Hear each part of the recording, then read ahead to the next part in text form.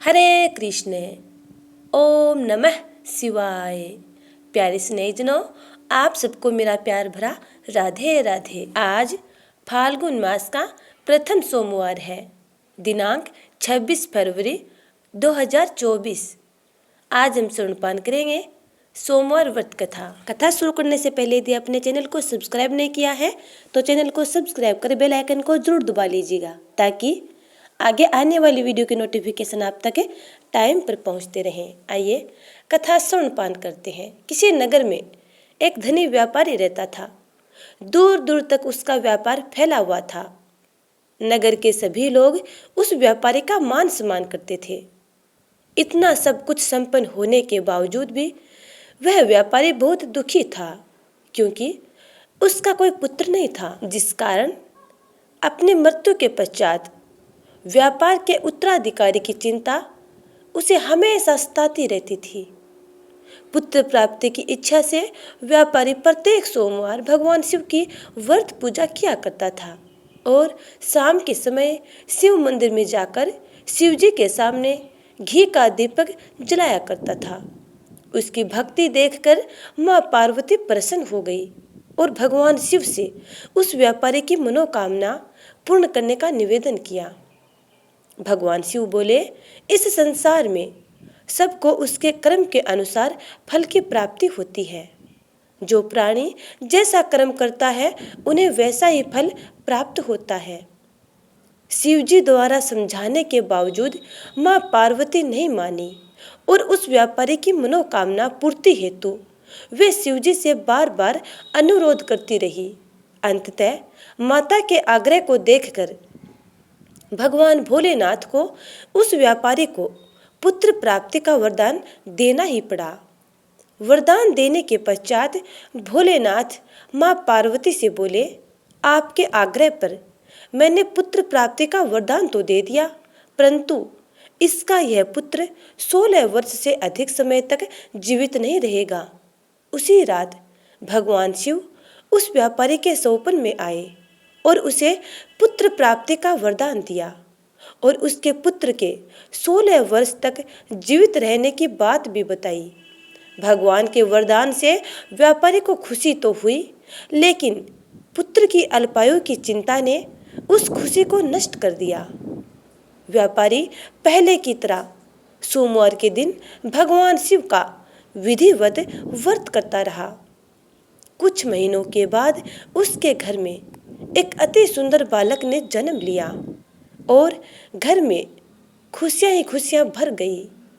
बहुत धूमधाम से पुत्र जन्म का समारोह मनाया गया, परंतु व्यापारी को पुत्र जन्म की अधिक खुशी नहीं हुई, क्योंकि उसे पुत्र की अल्पायु के रहस्य का पता था। जब पुत्र 12 वर्ष का हुआ तो व्यापारी ने उसे उसके मामा के साथ पढ़ने के लिए वाराणसी भेज दिया। लड़का अपने मामा के साथ शिक्षा प्राप्ति हेतु चल दिया। रास्ते में जहाँ भी मामा भांजे विश्राम हेतु रुकते, वहीं यज्ञ करते और ब्राह्मणों को भोजन करवाते। लंबी यात्रा के बाद मामा भांजे एक नगर में पहुँचे। उस दिन नगर के राजा की कन्या का विवाह था, जिस कारण पूरे नगर को सजाया गया था। निश्चित समय पर बारात आ गई, लेकिन वर का पिता अपने बेटे के एक आंख से काने होने के कारण बहुत चिंतित था। उसे भय था कि इस बात का पता चलने पर कहीं राजा विवाह से इनकार न कर दे, इससे उसकी बदनामी भी होगी। जब वर के पिता ने व्यापारी के पुत्र को देखा तो उसके मस्तिष्क में एक विचार आया। उसने सोचा, क्यों न इस लड़के को दूल्हा बनाकर राजकुमारी से विवाह करा दूं। विवाह के बाद इसको धन देकर विदा कर दूंगा और राजकुमारी को अपने नगर ले जाऊंगा।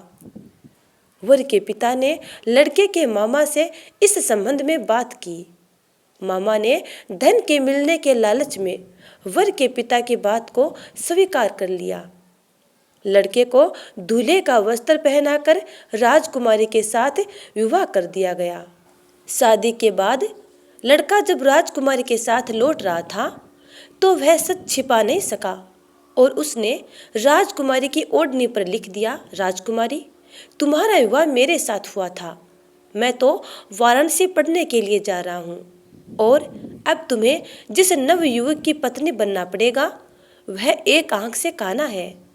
जब राजकुमारी ने अपनी ओढ़नी पर लिखा हुआ पढ़ा तो उसने काने लड़के के साथ जाने से इनकार कर दिया।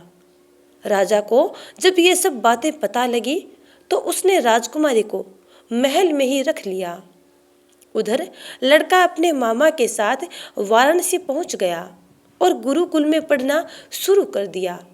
जब उसकी आयु 16 वर्ष की हुई तो उसने यज्ञ किया। यज्ञ की समाप्ति पर ब्राह्मणों को भोजन कराया और खूब अन्न वस्त्र दान किए। रात को वह अपने शयन कक्ष में सो गया। शिव के वरदान के अनुसार शयन अवस्था में ही उसके प्राण पखेरु उड़ गए। सूर्योदय पर मामा मृत भांजे को देखकर रोने पीटने लगा। आसपास के लोग भी एकत्र होकर दुख प्रकट करने लगे। लड़के के मामा के रोने के विलाप करने के स्वर समीप से गुजरते हुए भगवान शिव और माता पार्वती ने भी सुने। माता पार्वती ने भगवान शिव से कहा, प्राणनाथ, मुझे इसके रोने के स्वर सहन नहीं हो रहे हैं। आप इस व्यक्ति के कष्ट को अवश्य दूर करें। भगवान शिव ने माता पार्वती के साथ अदृश्य रूप में समीप जाकर देखा तो भोलेनाथ माता पार्वती से बोले, यह तो उसी व्यापारी का पुत्र है जिसे मैंने 16 वर्ष की आयु का वरदान दिया था। इसकी आयु पूरी हो गई है।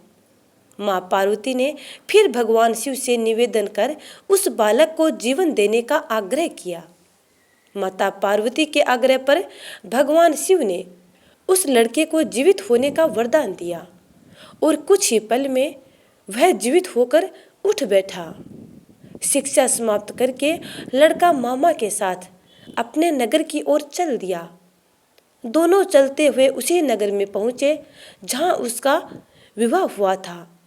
उस नगर में भी यज्ञ का आयोजन किया। समीप से गुजरते हुए नगर के राजा ने यज्ञ का आयोजन देखा और उसने तुरंत ही लड़के और उसके मामा को पहचान लिया। यज्ञ के समाप्त होने पर राजा मामा और लड़के को महल में ले गया और कुछ दिन उन्हें महल में रखकर बहुत सा धन वस्त्र आदि देकर राजकुमारी के साथ विदा कर दिया।